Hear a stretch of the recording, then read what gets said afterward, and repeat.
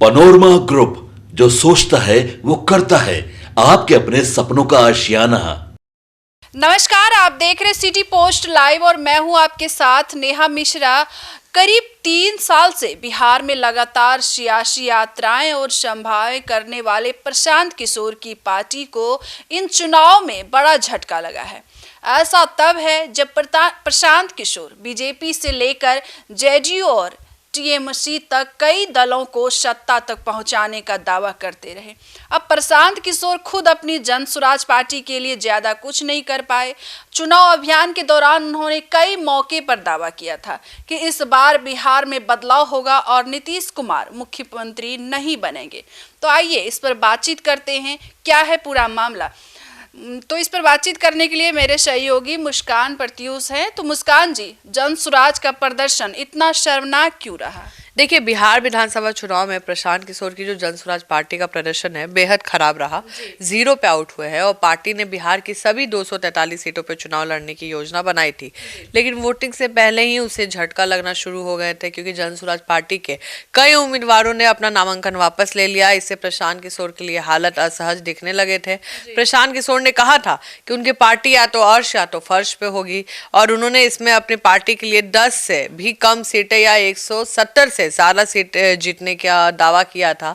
कहीं ना कहीं जो नंबर था उस पर भी नहीं बैठ पाए। कहा जा रहा था कि 10 सीट एटलीस्ट लाएंगे, लेकिन वो भी नहीं आया। तो कहीं ना कहीं यही कारण रहे हैं। जी, तो मुस्कान जी, प्रशांत किशोर अपने हर आकलन में गलत साबित हुए हैं।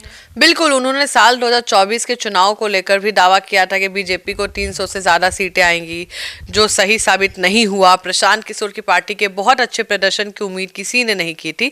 हालांकि इतना खराब प्रदर्शन की उम्मीद भी किसी ने नहीं की थी, प्रशांत किशोर ने भी नहीं की होगी। लेकिन इस चुनाव में कम से कम उनकी पार्टी को बिहार में हर किसी से कहीं ना कहीं कहते हैं ना कि आवाहन करा दिया, कि लोग समझ गए हैं, परिचित करा दिया कि हाँ भाई, कोई जन स्वराज पार्टी है। इस चुनाव को प्रशांत किशोर की जन स्वराज पार्टी के लिए एक लॉन्चिंग पैड के तौर पर देखना चाहिए, क्योंकि ये अपने कार्यकर्ताओं में उत्साह बढ़ाने के लिए उनके पास एक मौका था, और कहीं ना कहीं लोगों के बीच एक बात तो गया कि कोई जन स्वराज पार्टी आया है। तो मुस्कान जी, प्रशांत किशोर का खुद चुनाव नहीं लड़ना भी बड़ा फैक्टर माना जा रहा है। देखिए, अच्छा हुआ प्रशांत किशोर खुद भी चुनाव नहीं लड़े, क्योंकि शुरू में ये दावा कर रहे थे कि बिहार विधानसभा चुनाव में वो राघोपुर सीट से पार्टी के उम्मीदवार बनेंगे। वे जो सही सीट है कहीं ना कहीं आरजेडी तेजस्वी यादव के खाते में ही जाता है, और इस बार भी यही हुआ है।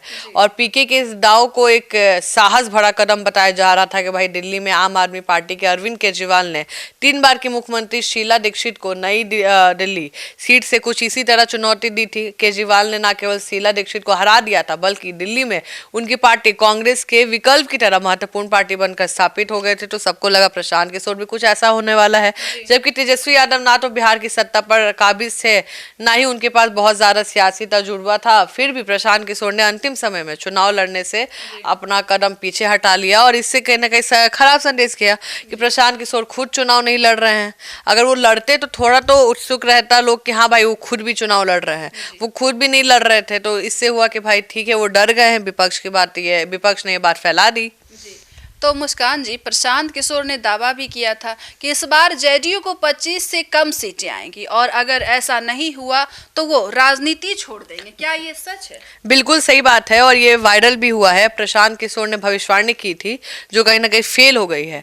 लेकिन प्रशांत किशोर राजनीतिक छोड़कर भागेंगे नहीं। वे कहते हैं ना कि लंबी रेस के घोड़े हैं। उन्होंने पढ़े लिखे लोगों के साथ काम किया है, और राजनीति में बयानबाजी चलता रहता है नेहा जी, तो कुछ भी बयान का उतना इंपॉर्टेंस नहीं देना है। मजाक का जरूर बन गए हैं, लेकिन इन चुनाव में उनके लिए एक अच्छी खबर यह है कि बिहार का प्रमुख विपक्षी दल आरजेडी काफी कमजोर हो चुका है, और अब उनके लिए पहले विपक्ष की जगह पर कब्जा करने का लक्ष्य होगा, जो थोड़ा आसान दिखता है। पीके के लिए बीजेपी जेडीयू का सत्ता पक्ष के साथ जुड़े वोटों से सेन लगाना जो थोड़ा आसान हो सकता था, जो अब नहीं दिख रहा है। लेकिन कहीं ना कहीं एमवाई तो बिखरा हुआ है। जी, तो मुस्कान जी, प्रशांत किशोर के लिए भविष्य में कुछ करना चुनौतियों से भरा होगा। बिल्कुल होगा, क्योंकि जो जो इस बार लंबा लंबा बात कहे थे वो तो कुछ हुआ नहीं।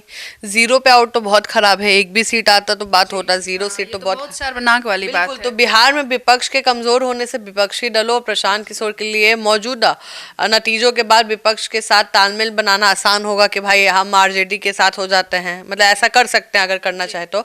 पीके ऐसी स्थिति में क्या करेंगे, सवाल ये बहुत है, क्योंकि लोग इंतजार कर रहे हैं कि 3-4 साल में इतना घूमे और जनता अभी भी उन पे भरोसा नहीं कर रही, और बिहार की जनता इतने आसानी से नए चेहरे पे भरोसा करती भी नहीं है।